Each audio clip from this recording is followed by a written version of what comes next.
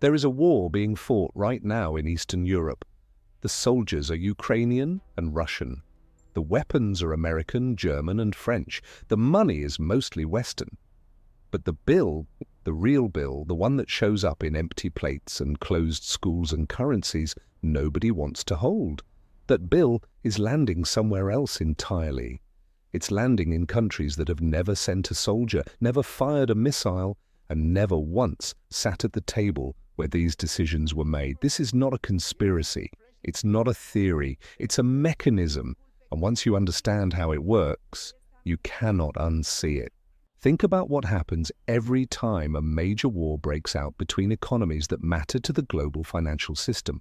The immediate chaos gets all the attention. The images, the refugees, the weapons shipments. Meanwhile, something quieter happens in places like sub-Saharan Africa, the Horn of Africa, Central America, South Asia.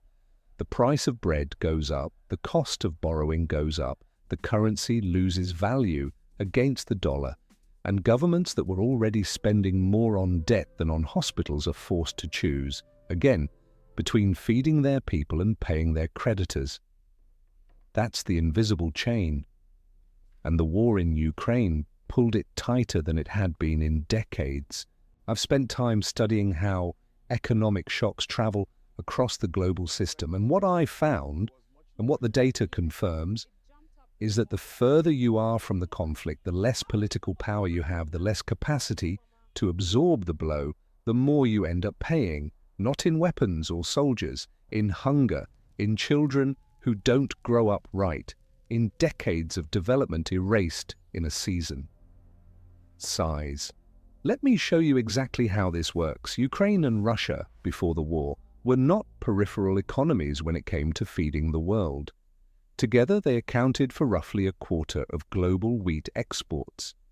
Ukraine alone supplied about 14% of traded corn worldwide and 3/4 of the global sunflower oil market.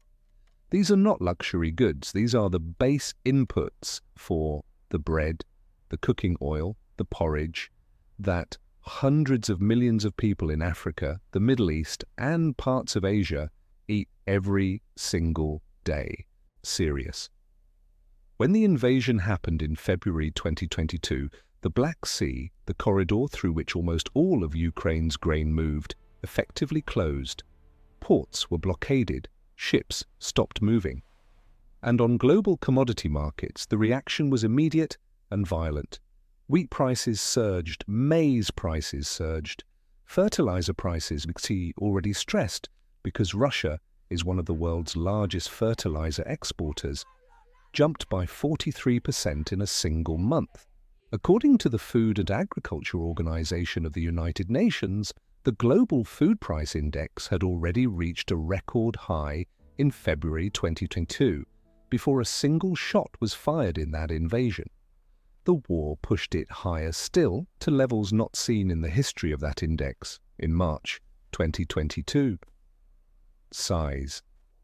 Now here's the part that almost never makes it into Western coverage of the war.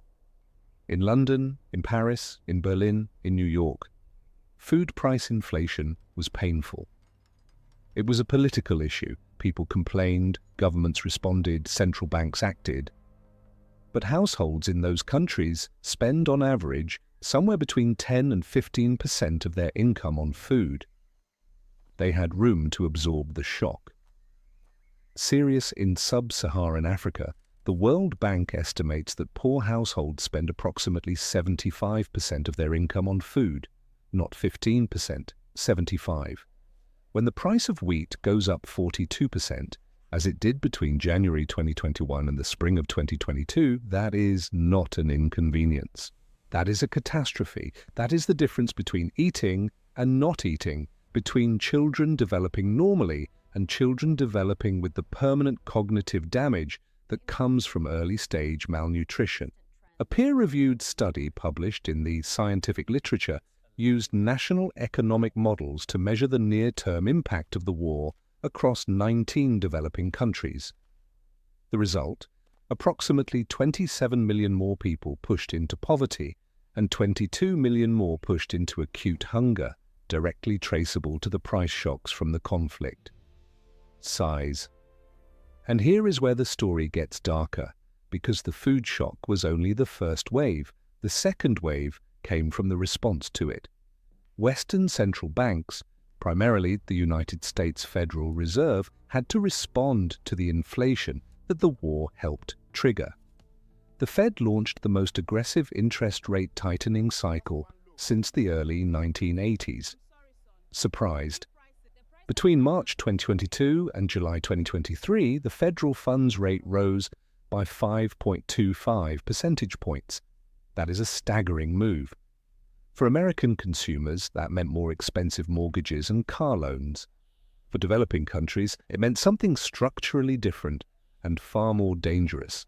Here is how that mechanism works. When the Fed raises rates aggressively, investors in financial markets do something rational.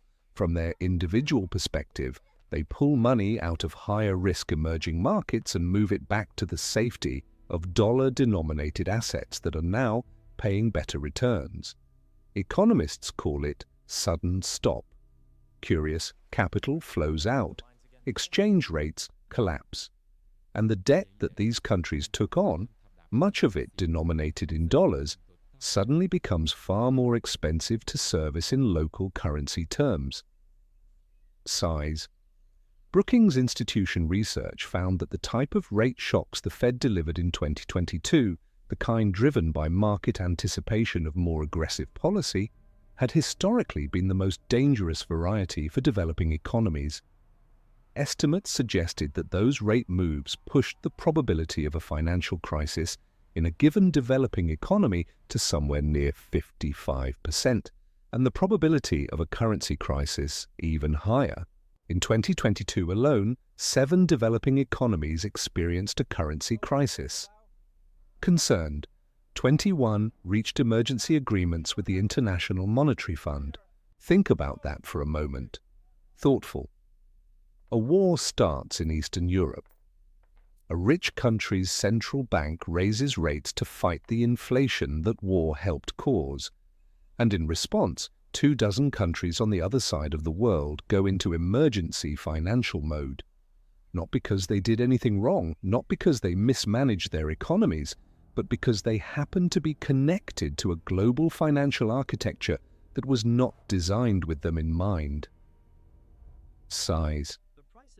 The World Bank's International Debt Report for 2024 documented what this cascade looks like in the ledger books. Low- and middle-income countries saw their total external debt stock increase by over $200 billion in a single year. Debt service as a share of national income rose sharply. The money that was supposed to go to health systems, to education, to roads and clean water, it went to interest payments instead. External principal payments in the lowest income countries exceeded $20 billion in 2023 alone, more than 3 times higher than a decade earlier. And looking ahead to 2025 through 2027, those refinancing needs are projected to exceed $30 billion per year. According to UNCTAD, the United Nations trade body, global public debt reached $102 trillion in 2024. The nominal debt of developing countries is growing at twice the rate of developed countries, and perhaps the single most sobering number from their analysis. Size: 3.4 billion people, nearly half the human population, live in countries that spend more on servicing their debt than on health or education, not slightly more, in absolute terms. Frustrated, and the IMF's own structure compounds this. As analysts from Boston University's Global Development Policy Center noted, the poorest and most vulnerable countries received the least in terms of voting shares and quota allocations within the fund. The United States maintains effective veto power over many of the IMF's major decisions. The wealthiest economies command the overwhelming majority of votes. So when the rules of the financial system are written, when debt restructuring terms are negotiated, when emergency financing conditions are set, the countries absorbing the worst shocks have the least say in how those shocks are managed. This is the map that lies. We see a conflict contained to one region of the world, fought between two parties, with a clear geographic boundary. But the economic map of who pays for that conflict looks completely different. Size. It spreads across 24 countries in Africa. It spreads across Latin America, a region UNCTAD identified as the second largest group facing this cost of living crisis, with nearly 20 countries deeply affected. It spreads into South Asia, where 500 million people were severely exposed to the combined food and financial crisis unleashed by the war. From where I stand, watching the social reality of Latin America, you can see this play out not in statistics, but in streets, in the price of the basic basket, frustrated, in the cost of a gas canister, in the line outside a public hospital that hasn't been able to hire new staff because the government's fiscal space evaporated under the weight of debt payments denominated in a currency that keeps getting stronger while local currencies weaken. This is the part that the mainstream coverage almost always misses, not out of bad faith, but out of a deep structural bias in how we define relevance. The war is the story. The geopolitical chess match between great powers is the story.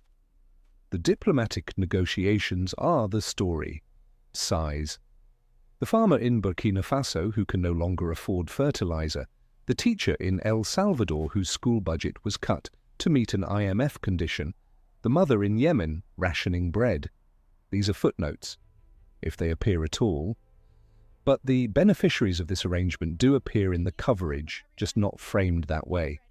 Defense contractors in the United States and Europe saw revenues surge. Commodity traders who held grain futures at the right moment made fortunes. Sarcastic. Gulf oil exporters benefited from the energy price spike. The countries that were net energy exporters, some of them in the developing world, got a temporary windfall. But the net losers, the ones who absorbed the compounded hit of food inflation, plus financial tightening, plus currency depreciation, plus debt distress, those were systematically the ones with the least capacity to fight back. There is a concept in financial markets called moral hazard. The idea that when someone else bears the consequences of a decision, the person making it has less incentive to be careful. The global economic architecture, as it currently operates, creates a version of moral hazard at civilizational scale. Thoughtful. The decisions that trigger global inflation, whether to invade, whether to sanction, how aggressively to tighten monetary policy, whether to restructure debt fairly, are made by the most powerful actors. The consequences, in their heaviest form, fall on the least powerful ones. Size. So what does that mean for someone watching from a developing country, from a place where you have long suspected that the rules of the global system were not written in your favor? It means your suspicion was correct, and it means the mechanism is more precise than you might have imagined. This isn't generalized unfairness, it's a chain, a specific chain with specific links. The war produces commodity shock. The commodity shock produces inflation in rich countries. Rich countries' central banks respond to protect their own economies. That response produces capital flight from the developing world. Capital flight produces currency crises. Currency crises produce debt distress. Debt distress produces cuts to health and education. And at the end of that chain, at the very last link, are children who will grow up with less. None of the actors who made the key decisions had to look at those children when they made them. And that is not an accident. It is a feature of the architecture. Size. The world has changed enormously in the last century. In technology, in medicine, in communication. But the basic structure of who decides and who pays in moments of global crisis has changed far less than the speeches at the United Nations would suggest. The geography of consequence remains stubbornly aligned with the geography of powerlessness. I'm not telling you this to generate despair. I'm telling you this because you already sensed it was true. and sensing something is true without being able to name the mechanism leaves you vulnerable to the manipulations of people who benefit from your confusion. Thoughtful. When you can trace the chain, when you can name each link, you become harder to fool. You start asking different questions about who designed the architecture, who maintains it, who profits from it staying exactly as it is, and what, if anything, is being done to change it. The war ends, or doesn't end. The headlines move on. But the invisible bill keeps arriving year after year in the budgets of the countries that had nothing to do with it, in the bodies of people who never once appeared in the coverage. Pause. That is the story that wasn't being told. Now you've heard it. Curious. What do you think? Is this a structural flaw that can be reformed, or is it so deeply embedded in the system that meaningful change is simply not possible? Thoughtful. Leave your answer below. The most honest responses might surprise you.